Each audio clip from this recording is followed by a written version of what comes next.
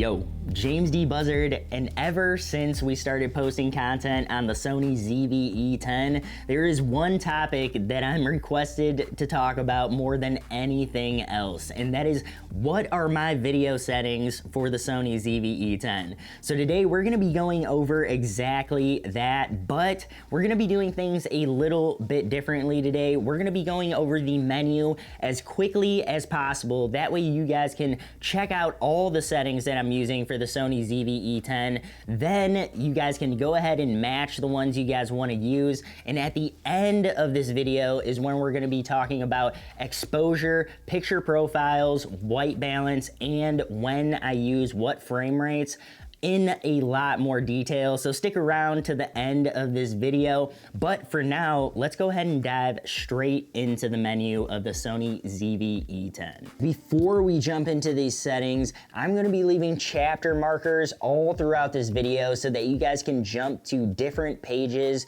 and check out the different settings, especially if you guys are not setting up your camera or not right in front of your camera at this moment. And I'm going to be putting this symbol on any of these settings or any of these topics that I plan on doing a full video on in the future. So make sure that you guys are subscribed so that you guys can check out all of these videos in the future. But for now, let's go ahead and jump straight into the menu. Starting off, you guys can go ahead and turn on your camera, and then you guys are going to want to go ahead and hit the shooting mode button until you get to your video mode. Once you guys are in video mode, go ahead and hit your FN button, and then you guys can scroll over to get to this shoot mode. Once you guys get to your shoot mode, you guys are going to go ahead and navigate down to manual exposure. By being in manual exposure, this is going to unlock almost all of the settings that we are going to need to adjust today, minus things like your exposure compensation and some photocentric settings. But go ahead and switch over to manual exposure for when you guys are initially setting up all of your guys' video settings. Now, we're going to go ahead and jump over to tab 1, page 1. So you guys are going to notice that this camera has 6 tabs up at the top. You guys can navigate through all of these tabs just by quickly hitting the FN button, and this is going to take you guys from tab to tab so that you guys don't have to scroll through every single page in order to get to the setting that you guys are trying to get to. So starting off with tab 1, these are mostly photocentric settings, so we're kind of going to glaze over them quickly, but there are a couple settings in here that you guys do need to be aware of for video. So starting off with tab 1, page 1, we don't need to cover any of these. These are all photocentric settings. So let's go ahead and bump over to tab 2, where we have our high ISO noise reduction set to low. This is going to allow you guys to save a little bit of time in post by adding noise reduction to a lot of the shots where you guys are already using a high ISO. It's going to do it right here in camera for you guys, and this is just going to speed up some of your guys' post-production workflow. However, if you guys are filming bigger projects or for bigger clients, you guys may just want to do that process in post. So anyways, this is where you guys can go ahead and change your high ISO noise reduction setting. Moving on from there, we have page 3 with our interval shoot function.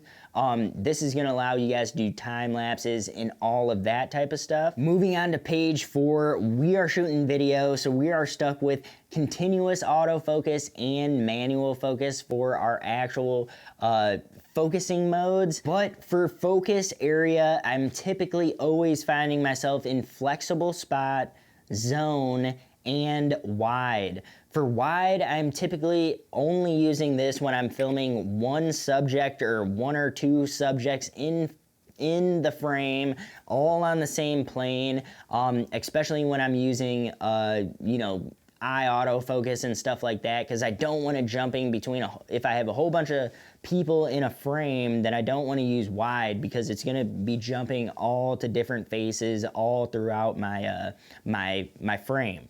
Now, Zone is what I would typically use if I'm filming a bunch of different people in a single frame, but zone I definitely use a lot, as well as flexible spot. Flexible spot is my most used focus area. I definitely use that one all the time, especially when I'm filming bigger groups of people and stuff like that. Moving on from there, we have page 5, where you guys can find your focus frame color.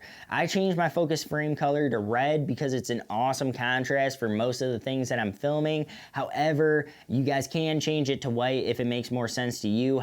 But a lot of the times I find myself filming light or bright subjects, or maybe even somebody with a white t-shirt on. So it's just nice to have that red one selected so I have better contrast with my actual focus frame color. Auto area, auto clear, all those are set to default. As far as our ISO and exposure, we're going to be going over everything as far as exposure at the end of this video, so make sure you guys stick around for that. Metering mode is set to multi, and I always use face priority in multi. Metering is always set to on. That way I can do a better job of metering for skin tones and stuff like that. Moving on to page number 7. This is where, page number 7, this is all flash stuff. We don't need to go over that. White balance, we are going to be talking about white balance at the end of this video, but page number 8 also has our creative style, which is what I typically always film my videos in, but we're going to be talking about picture profiles and creative styles at the end of this video. But I always use standard creative style, and my saturation is set to 2, and my sharpness 0, contrast 0. That's the creative style that I typically find myself filming in. Picture profiles, we'll be going over that at the end, but this is my typical picture profile right here, S-Log2 in the S gamut. Moving on, soft skin effect. You guys do not need soft skin effect. If you guys are looking to do a little bit of, softening, or you want to get rid of a little bit of the detail in, textured kind of areas, I use a Tiffin Black Pro Mist filter. It does an awesome job at kind of softening the details a little bit, and you get this awesome halation to all your guys' lights and stuff like that. So I would highly recommend you guys pick up a Black Pro Mist filter, especially if you guys are looking to use soft skin effect. Just don't use something like a mist filter, a Black Pro Mist filter, any kind of softening filter from your guys' favorite brand. Check something out like that. Don't use a soft skin digital skin effect. It looks not the best, and it can turn on and off depending on if your camera's sensing you in the frame or not. Page number 10 under tab 1, we are going to be going over our peaking settings. Peaking is for when you guys are in manual focus. I have mine set to on, and I have mine set to mid. Peaking color is red. This helps me just find focus when I'm shooting in manual focus. Product Showcase, this is awesome, and I use it all the time. Product Showcase is going to focus on whatever is closest to your guys' lens. So if you guys are filming even people or products, you guys can use Product Showcase, and it's going to focus on whatever is closest in frame. We are finally getting to our video settings, starting off with a setting that we actually already changed at the beginning of this little segment. Is our shoot mode. I always shoot in manual exposure. The exceptions to shooting in manual exposure are when I'm actually vlogging, walking and talking, and filming myself. That's the times when I'll use actual program auto exposure mode, like shutter priority, or just straight program auto, where the camera does all the work for you. But typically I will be in shutter priority. And another awesome trick that I do for actual vlogging is I just set my I shoot in manual exposure mode, but I set my ISO to auto. That way the only thing I'm really needing to adjust is potentially my aperture. My shutter speed is usually always using the 180-degree shutter rule. Moving on from there, guys, we have our USB streaming options, or our option to USB stream. You guys can actually exit out of that just by hitting the S and Q button again, and that will take you right back to the shooting mode that you guys were in before. File format. I always shoot in 4K. We'll be talking more about this at the end of this video, as well as our frame rate and bit rate. So stick around to the end of this video where we will be talking more about frame rates. S&Q settings, guys, I really don't use S&Q settings really at all, but I do use S&Q settings sometimes for fast motion if I want to kind of cheat and film a time lapse that way versus setting it up with the interval shoot function. Moving on from there, we have proxy recordings. I don't really use proxy recordings in camera. One, it saves me space, and two, it is super easy to make proxies with Premiere Pro in post, so I typically prefer that workflow versus getting my proxies in camera. Autofocus transition speed is set to 3. This is actually going to slow down those transitions and give you a little bit more of that racking focus, cinematic look, transitioning from one subject to another. So that's how fast it's gonna transition from subject to subject, or the actual speed it transitions. Up next, we have the shift sense. So this is actually how quickly it's going to shift focus from one subject to another subject. I have mine set right in the middle, and this seems to be good for most of the shooting that I've done so far. But if you guys need it to be more locked on, you can set it all the way to 1. If you guys need it to be super responsive, then set it all the way up to 5. But I do have mine set right in the middle, and that seems to be pretty good. Moving on from there, we have our audio record setting. Make sure that you guys always have that set to on, and our audio record levels are typically hovering around 22 for when we're using our on-board microphone. If I'm filming with something like a on-camera microphone, I'm typically usually somewhere around 3 all the way up to like 12, 15 sometimes. It really just depends on the ambient noise in your guys' scene and all of that type of stuff. So you guys will want to be somewhere around -3 to -12. But if you guys are having trouble sticking around -3 to -12, then just try to hit -12. That's what I just started doing when I was really just trying to improve my overall audio, was I just kind of adjusted my audio so that I'm hitting -12, and then I worked on my actual vocal presence from there, or my microphone presence, or I'm not an audio engineer. I just worked on my tone and how much I was projecting my voice in order to have a more consistent sound, or more consistent tone. That way I'm not peaking so much. And that's how I do it. But anyways, when I first was getting started, I just kind of stuck around -12 to -20.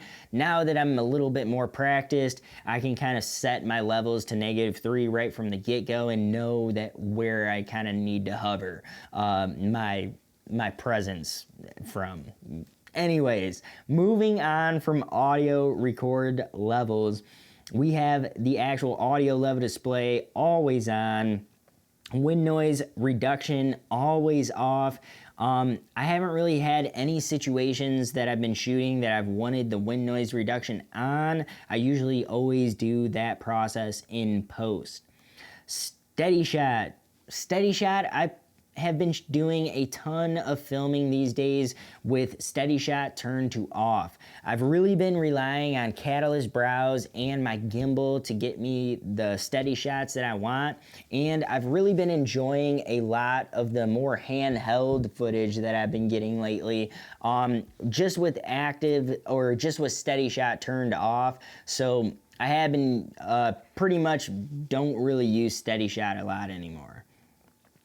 Moving on from there, guys, we have our actual marker displays. Now, I don't use marker displays because right here on page 7, I use my grid lines. So I don't really use marker displays, but if you guys want to use marker displays, this is where they are at. Along with that, on page number 4 of tab 2, we also have our record lamp. Now, I always have my record lamp on. The more things I can have on my camera that tell me I'm recording, the better. If the whole camera could glow, you know, freaking orange or red, then yeah, that would be awesome. If we could just have a giant red glowing camera every time, that way I knew that that thing's recording from anywhere that I could see it from. But anyways, moving on to page number 5. Page number 5, the only thing I really changed on here, I believe, was the release without card. And I did that just so I'm not hitting the shutter button in photo mode, and I'm having, you know, thinking I'm taking photos when there's not an actual memory card in there. However, for video, it's always gonna tell you that there's no memory card the second you go to hit record. Moving on from there, clear image zoom.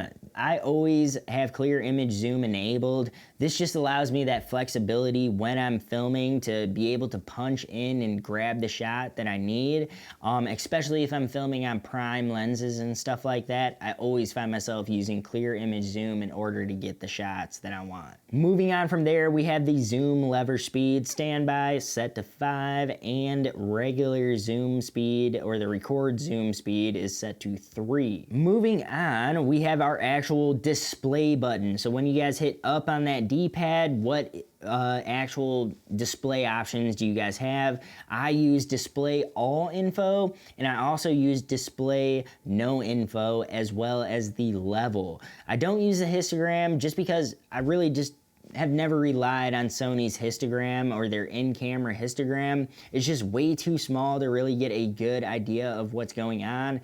And yeah, I just really don't see a massive use for Sony's histogram the way they currently have their histograms. From there, guys, zebra settings. I do use zebras from time to time, and I have that set to 70. The reason I have it set to 70 is I really just use zebras as a tool to expose skin tones, not really to save my highlights or anything like that. I typically don't care about my highlights. I don't care about my darkest of the dark shadows. I really just want to make sure my subject and I really just want to make sure my subject is properly exposed at all times.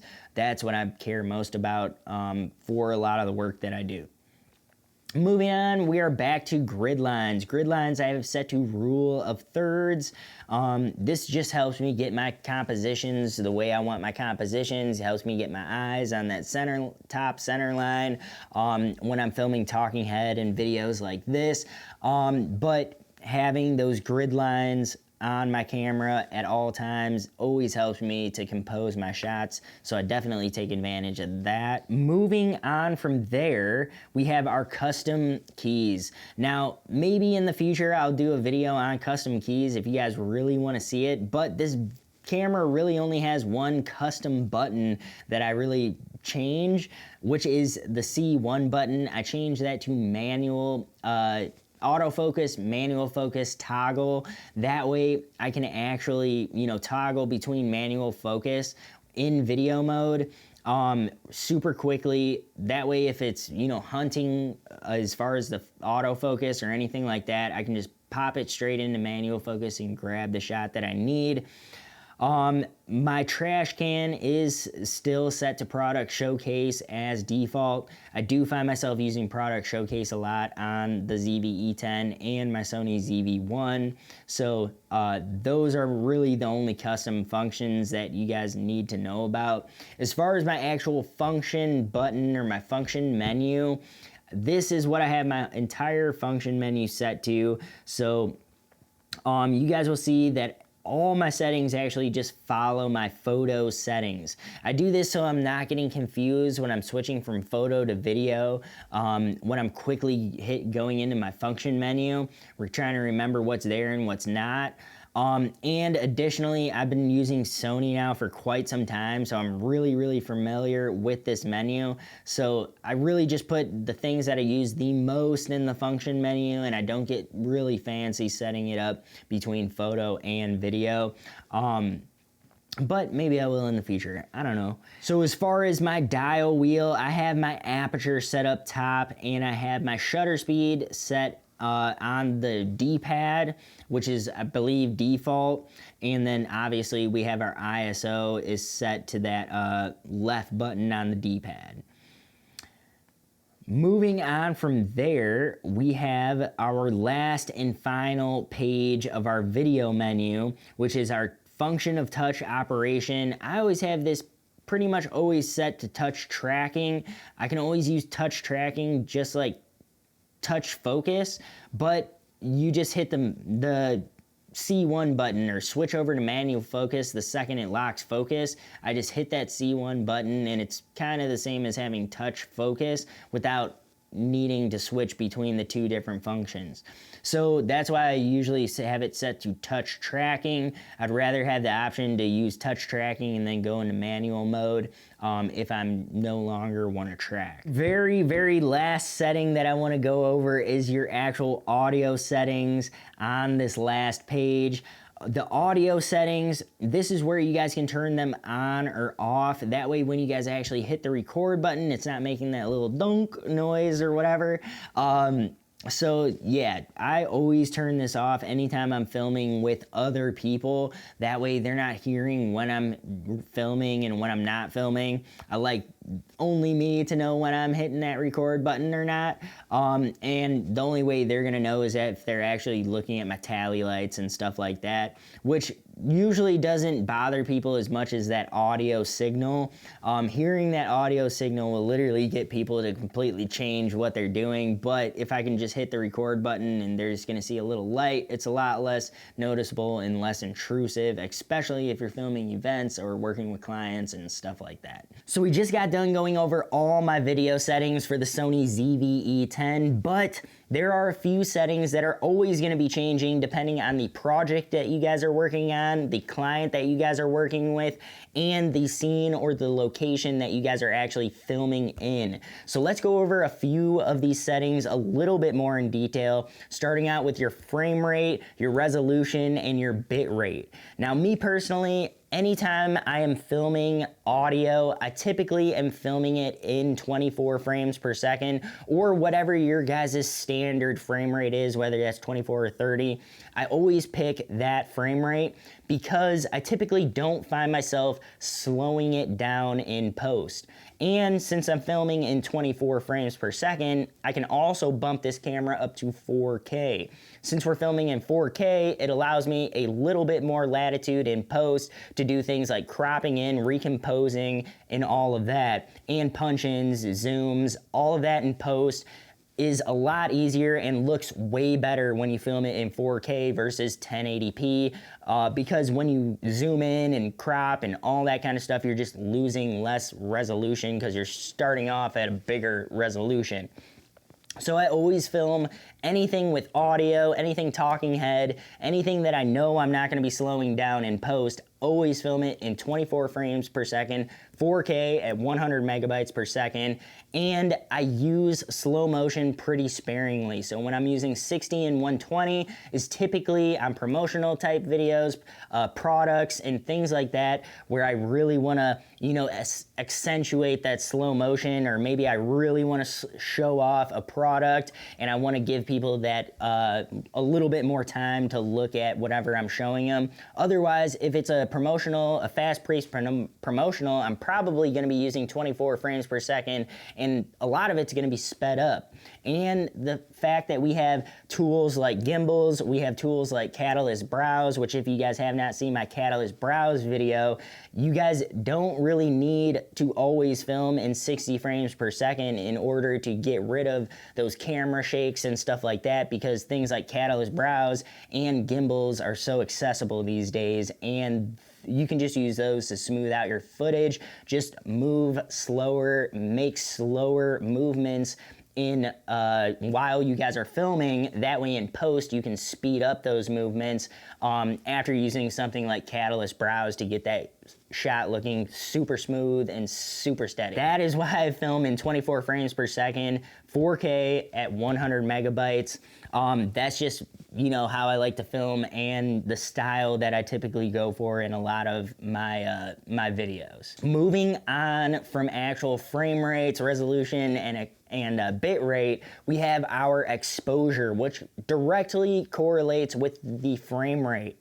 And the reason that is because, now we're not gonna get all into it today, but we will be getting into all this stuff in future videos. So if you guys have not subscribed yet, definitely think about subscribing so that you guys can get more detailed information on frame rates and exposure, picture profiles, all of this in dedicated videos coming up hopefully in the first quarter of 2022. But until then, starting with exposure, your exposure, you guys can kind of picture it as an exposure triangle. And you know, you have your shutter, you have your ISO, and you have your aperture, or you have your, we'll do it in the order that I'm gonna go in because this is the exact order I typically am picking things in. But we have our shutter, our aperture, and our ISO. So starting out with our shutter directly correlates with our frame rate. And they call this the 180-degree shutter rule. So you typically want to have your shutter at double your frame rate. So if we're filming in 24 frames per second, we would want to be at about 1/50. So you would want to set your camera to 1/50 as far as the shutter speed. Now, if you're filming at 60, it would be 1/120. If you're filming at 120 frames per second, you would want to be at 1/240.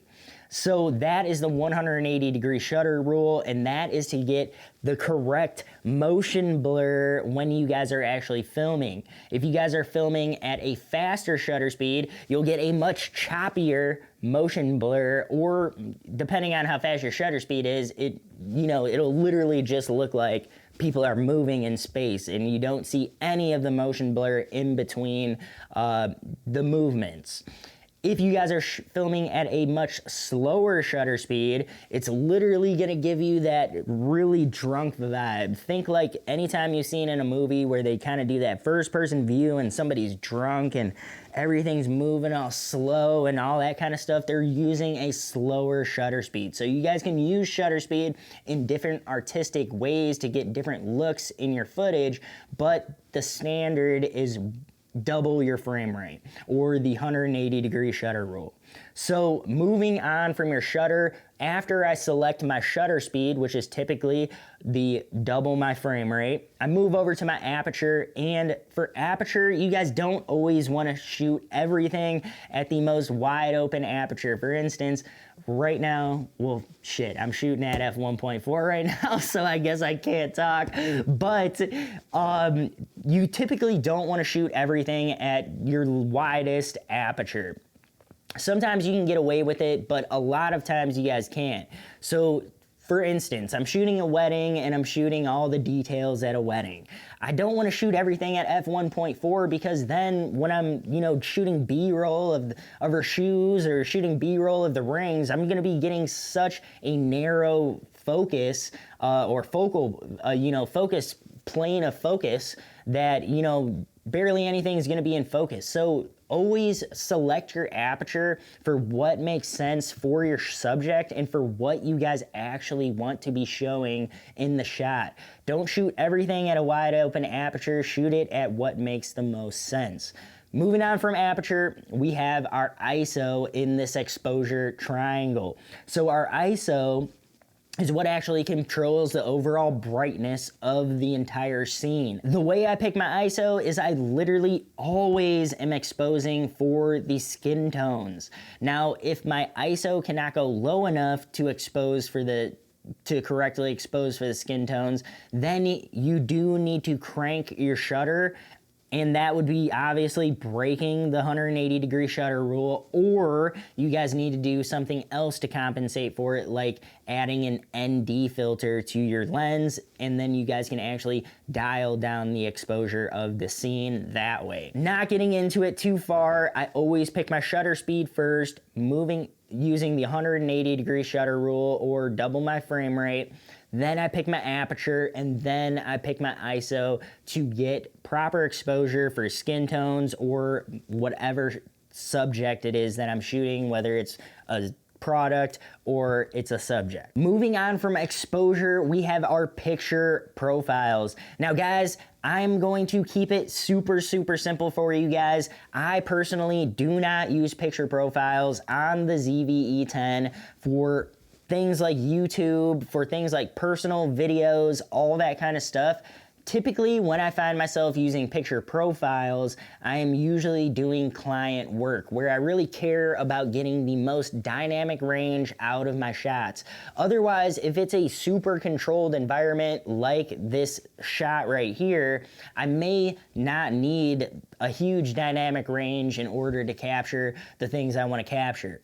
So for me personally, I don't use a lot of picture profiles with the Sony ZV-E10, but anytime I'm doing something that would be paid or otherwise are the times when I may want to use a picture profile. One picture profile that I do pretty much lean towards is S-Log2. S-Log2 is just a picture profile that I've been shooting on for a couple years, and I've really kind of learned how to expose for it. And I always use S-Log2 or S-Log3 on my FX3 and my A7C whenever I'm doing paid work. So if you guys are looking to shoot in picture profiles, those are the ones I would recommend. But for me personally, I always use this camera with picture profiles turned off, and I'm usually just using the standard creative style, I guess you could say. Moving on from picture profiles, we have white balance. Now for white balance, I always keep it simple for white balance, guys. If I am outside running and gunning, these cameras have amazing white balance accuracy outdoors. So I'm pretty much always relying on the auto white balance feature in this camera to pick my white balance. And the only times that I actually do manually select white balance are when I'm actually in a studio and I know my scene's not gonna be changing, and I can just set my white balance and forget about it. Now to do that, you guys can use a white balance card, which I totally forgot over at the studio today. So we will be doing a separate video on how to properly set white balance in this camera, so be on the lookout for that. Again, we are gonna be doing a lot more tutorials on more how to shoot versus just camera specific videos. So definitely subscribe so that you guys can get more information in the future on actually how to shoot video so that you guys can get better looking shots. But until then, that is actually all I had for today's video. So if you guys have any questions, any comments, anything that you guys want to say, definitely leave it down in the comments down below. If you guys want to know anything further about frame rates, anything further about my settings, or just have any questions on why I do things the way I do, feel free to ask those questions in the comments down below. And guys who have subscribed, thank you guys so much. We just recently hit 700 subscribers, which in my mind is insane because I cannot imagine having actually 700 people right now in front of me trying to do this video or trying to do some kind of speaking thing for you guys. So yeah, definitely crazy having 700 people who care enough to hit that subscribe button. I appreciate you guys. But until the next video, I will see you guys next time. Peace.